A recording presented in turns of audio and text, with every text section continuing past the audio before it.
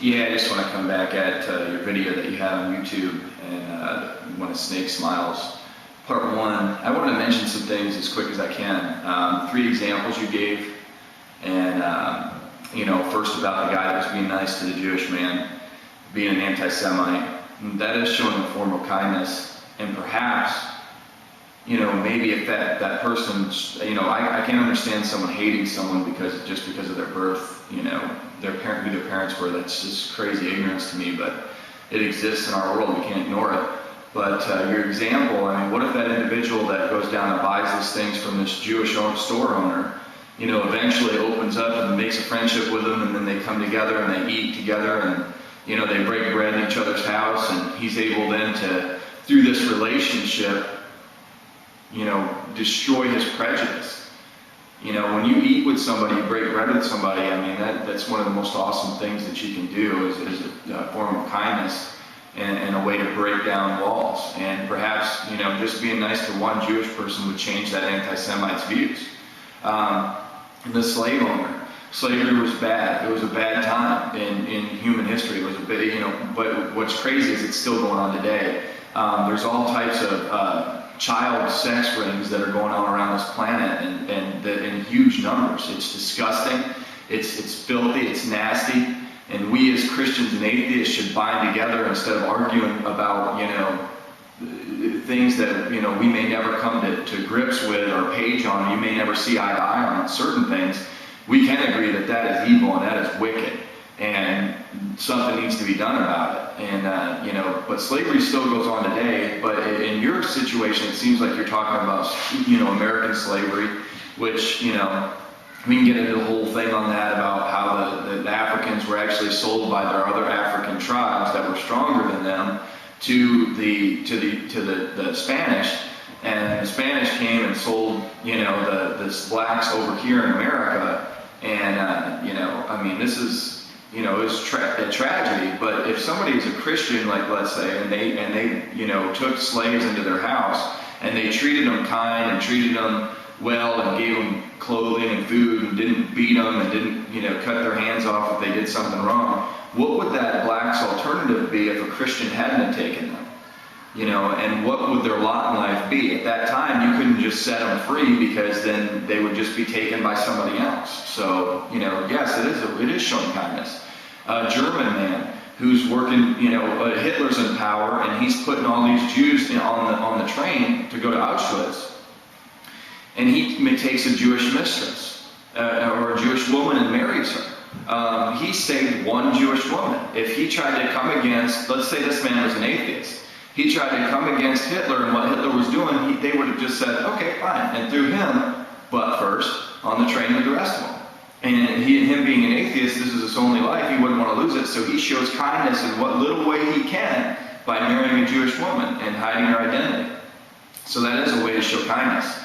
Something that's twisted about the few videos that I've seen, and one in response to this one that you put up, is you think that, in your viewpoint, Christians believe that everybody that doesn't believe in Yahushua HaMashiach, Jesus Christ, is going to go to hell, and God's going to send us to hell for not believing in Jesus.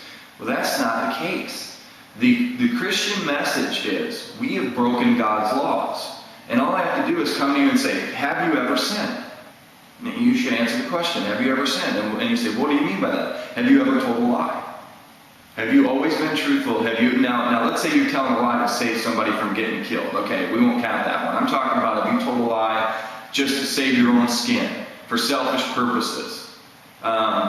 Lied to your boss about the reason why you were late, or lied to someone about a paper that was due and why you didn't get it in time, or just for any reason, lied to your spouse when you were out partying with your chums and you didn't want to tell her where you were at. Have you ever lied for a reason like that? And if the answer is yes, which most likely it is, because everybody I've asked, including myself, have lied, then you've sinned. You've broken God's laws, and that's just one of the 10 Commandments, and many other things in the Scripture, which for a Christian is more extensive, because there's more required of somebody who believes in Jesus, and there's more of a threat hanging over someone who believes and knows of hell than there is of somebody who's a non-believer.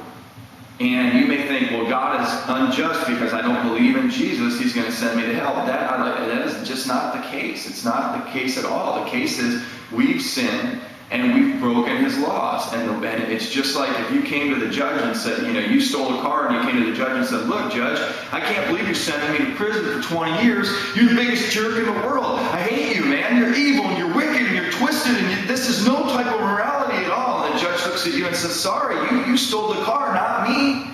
I wasn't the one that made you steal the car. You stole it. All I'm doing is passing sentence on you for what you've done. So, these things that you bring up, if somebody knows what they believe, if they're a Christian that knows what they believe, it's an erroneous argument. It really falls short. No one wants to see, I don't think there's any Christian that I've ever met that wants to see people burn in hell. I'm sure they're out there somewhere, but I look at you, I don't desire to see you burn in hell. And I don't desire to burn in hell. I don't want to see my neighbors burn in hell. But the message of the gospel is this. What if somebody came to you and told you this? They said, or I'll use myself as an example. I have two little girls. And somebody came to me and said, look, unless you have to choose one of your two girls to go to hell and burn forever in eternity, eternal fire, which one will it be? You got to choose right now. You got like 3 seconds. My choice as a loving parent would be take me instead. I'm not choosing between my two girls. Take me. And you don't understand when you look at God, you say he's evil and an unjust tyrant. God himself suffered and died for us that we would not have to face judgment of sin. See, there's a problem. God is just.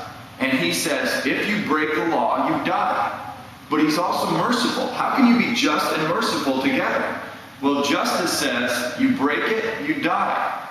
Mercy says, I'm going to take their place, and I'm going to die as a substitution for them. And then now you say, which we are God's children, and because of justice, because of the law that we've broken, we must suffer. And God says, look, I'm going to make a way of escape. I'm going to pay their pardon for them. I'm going to make an escape for them. And I'm going to go myself. And now you say, you're like that person in the courtroom that somebody comes in and says, I'm going to do 20 years for them. And in the country you're in, maybe they would allow that. Let's say that just for the sake of conversation, that they would allow someone to take your place. And you say, no, you're not taking my place. I don't like you. You're a filthy jerk. And that's what we're saying to God when we say, we know that you have chosen and died for us because he was only in the tomb 3 days. I mean, face it. He kind of cheated a little bit. But he can do that because he's God. But he gave us a way of escape through himself. And we spit in his face and say, no, you're unjust. We don't want your way of escape. We want to do our own thing. Well, that's fine. But if that's what you believe, this is the things you're saying is not a Christian message. God's not going to send people to hell for eternity to burn in eternal fire just because they don't believe in Jesus. It's not the case. He's going to send us to hell because we've sinned. That's what the story is. That is what's going on. We have sinned. And if you say, I don't think I sinned, I don't want to admit it. Well, that's up to you. But when you say the things you say about Christianity to try to make it look like, we're retards and we believe in some kind of sadomasochistic God that's wanting to punish you just because you don't believe in somebody that, lived 2,000 years ago and the story to you seems foolishness, it's not the case, man. It's just not the case. And I'm sorry that, somehow it's been presented to you in that light because it doesn't make much sense to me.